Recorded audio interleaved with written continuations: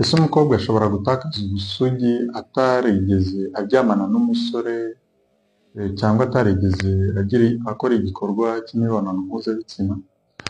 Ibi ni ibibazo abakobwa benshi bibaza, ibi ni ibibazo abasore benshi bibaza n'abagabo, abantu bakuru, kubera iki kibazo cy'ubusugi, aho usanga mu madini amwe n'amwe ategeka ko umukobwa agomba gushaka ari uko ari isugi, kandi birengagije ko hari umukobwa ushobora gutakaza ubusugi atabigizemo uruhare kubera impamvu zimwe tugiye kubona muri iyi video. Iyi ni Dr. Safari Bizimana, ndashimiye kuba mudukurikiye. Nimba ari ubwa mbere ubonye video zacu, ukagukanda kuri subscribe ahangaha, kande kuri like nonaha kugira amavideo agere ku bantu benshi. Icya mbere rero ukwiye kumenya ni uko umukobwa ukora siporo cyangwa ukora ibintu bivunanye cyane bishobora gutuma ka gahu gatuma bavuga ko umukobwa ari isugi kavaho, ako gahu kavaho rero umukobwa akaba atakaje ubusugi. Iyo mirimo myinshi ivunanye twavuga ni nk'abakobwa batwara amagare. Hari abakobwa batwara amagare mu Rwanda, cyane cyane urebye nko mu burasirazuba hari abakobwa benshi bazi gutwara amagare, batwara amagare.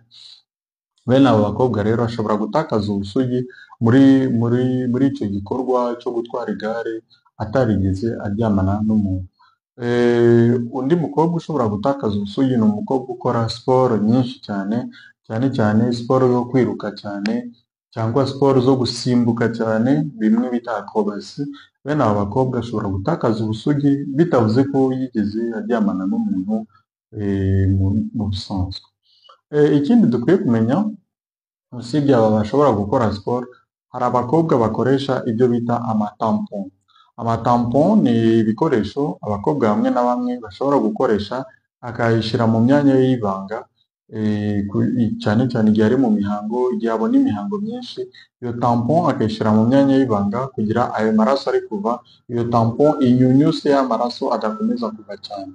Bene abo bakobwa rero muri kwa kwinjiza ya tampon mu myanya y'ibanga, bishobora gutuma ka gahu gatuma umukobwa b'isugi kavaho cyangwa kashwanyuka rero bakavuga ko umukobwa atakiri isugi kubera iyo tampon.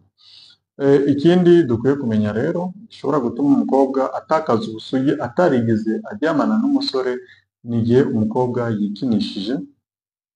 Mu kwikinisha hari abakobwa bikinisha bakoresheje intoki akajya azishyira aho ngaho yikinisha, ariko hari n'abakobwa bashobora gufata amavibromasseur agakoresha ibindi bikoresho, amakaroti n'ibiki, za concombre n'ibindi. Bene abakobwa rero bakoresha ibikoresho cyangwa bikinisha bakoresheje intoki, ashobora kugera kuri ka gahu, kuri ya hymen akayishwanyura, noneho ibi ngibi bikaba byatuma atakaza ubusugi kubera iki gikorwa cyo kwikinisha. Ikindi dukwiye kumenya, bitari ibyo kwikinisha, bitari tampon, bitari ya mirimo ivunanye, hari indwara abakobwa bamwe na bamwe bashobora kurwara, yajya kwa muganga, abaganga bikaba ngombwa ko bakoresha ibikoresho bita speculum. Ni ibikoresho bashobora gushyiramo imbere kugira barebe nimba umukobwa koko iyo ndwara muganga yaketse ariyo. Bene ibikoresho rero bishobora gushwanyura ya hymen cyangwa ka gahu gatuma umukobwa bavuga ko ari isugi. Ibi ngibi rero bikaba byatuma umukobwa atakaza ubusugi kubera ko yasuzumwe na muganga, bikaba ngombwa ko bakoresha bene ibyo bikoresho. Ikindi gishobora gutuma umukobwa atakaza ubusugi ni igihe umukobwa yakoze impanuka. Umukobwa ashobora gukora impanuka, yakora impanuka akavunika muri bassin, mu matako. Iyo avunitse mu matako rero, ibyo bikomere bishobora kugera no mu myanya y'ibanga, yagera mu myanya y'ibanga hagashwanyuka, iyo hymen ye igashwanyuka, agatakaza ubusugi muri ubwo buryo. Ibindi dushobora kumenya bitari impanuka, bitari bya bikoresho byo kwa muganga, bitari ukwikinisha, ibindi ni imikino iba ku mwana ukiri muto. Abakobwa iyo bakiri bato n'abahungu hari igihe bageramo, hari imyaka bageramo bakajya bakinisha imyanya yabo y'ibanga. Muri kwa gukinisha imyanya yabo y'ibanga ashobora kuyikinisha agashyiramo intoki, we ubwe ko ari gushyiramo intoki akangiza ka gahu gatuma bavuga ko umukobwa ari isugi, kandi ibi ntabwo biba bivuze ko yaryamanye n'umusore, ntabwo biba bivuze ko ari umuntu baryamanye, kandi ibi ngibi ntabwo babikora nko kwikinisha nk'uko twabivuze ku bantu bakuru, babikora nk'umwana, babyita exploration génitale, umwana agenda avumbura amenya umubiri we. Icyo gihe rero umwana w'umukobwa ashobora kubikora agakora kuri iyo myanya y'ibanga, akangiza ako gahu, bigatuma atakaza ubusugi kandi akiri umwana atazi n'ibyo ari byo. Ikindi dukwiye kumenya cya karindwi ni uko hari abakobwa bamwe na bamwe bavuka iyo ako gahu cyangwa iyo hymen batayifite. Babaho rwose, umukobwa akavuka nta hymen afite cyangwa akaba afite gato cyane ku buryo yakora activity nkeya cyane kagahita kavaho.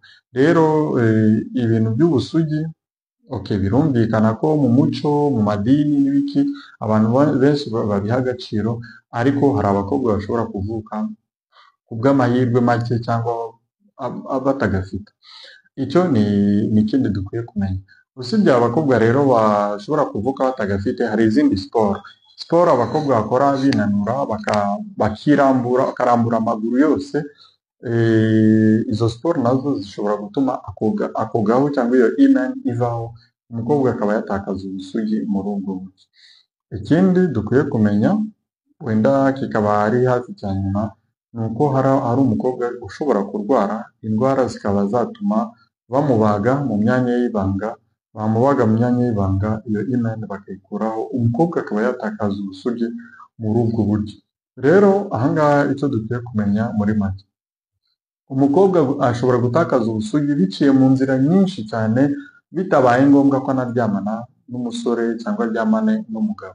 Ashobora gutakaza ubusugi bitewe n'impamvu nyinshi. Icya kabiri ukwiye kumenya ni uko abakobwa bose batavukana ako gahu cyangwa iyo hymen. Hari abakobwa bavuka bafite hymen, hari abakobwa bavuka batayifite. Icyo ni icya mbere. Icya kabiri, hari umukobwa uvuka afite hymen, ari agahu mbese kameze nk'agapapuro, ufashe nk'aka gapapuro ahangaha, ugasanga umukobwa afite hymen ifite ubunini bumeze nk'aka gapapuro, ku buryo iyo hari akantu kageze kuri iyo hymen ihita ishwanyuka kagahita kava. Rero bene uyu mukobwa ntago wamugereranya n'undi mukobwa ufite hymen ikomeye, kuko hari abakobwa bagira hymen ikomeye ku buryo n'igitsina kugira cyinjiremo biba bigoye cyane. Bene abo bakobwa bagira hymen zikomeye cyane, akenshi iyo bagiye guhura n'umugabo cyangwa iyo agiye gukora imibonano, biba ngombwa ko ajya kwa muganga akaza tukamubaga ako ka hymen tukagashwanyura kugira abashe gukora igikorwa cyo guhura n'umugabo, igikorwa cy'imibonano. Birumvikana rero uyu mukobwa ufite aka ka hymen koroshye cyane kameze nk'agapapuro, na wa wundi ufite ya hymen ikomeye, rwa ruhu mbese rukomeye cyane ku buryo no kwinjizamo igitsina bigoye, bene aba bakobwa babiri baba batandukanye. Umwe ashobora kuzakomeza akazagera igihe cyo gushaka akiri isugi rwose, atari ukuvuga ko atigeze aryamana n'abagabo, ahubwo ari uko yaryamanye nabo, wenda abagabo bakananirwa kwinjiramo. Kuri uyu nguyu akaba ari wa wundi wakoze ka siporo katagoranye, cyangwa wigize gukora ku myanya y'ibanga, ako gahu kakahita kavaho.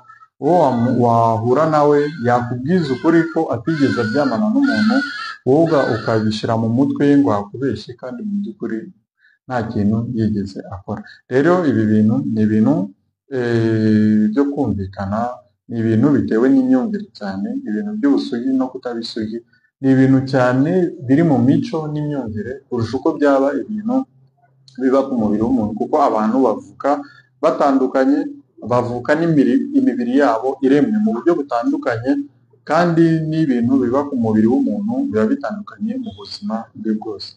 Tukaba tubashimiye kuba mwadukurikiye, twongera kubibutsa gukanda kuri subscribe no kuri like, naho utaha. Bye.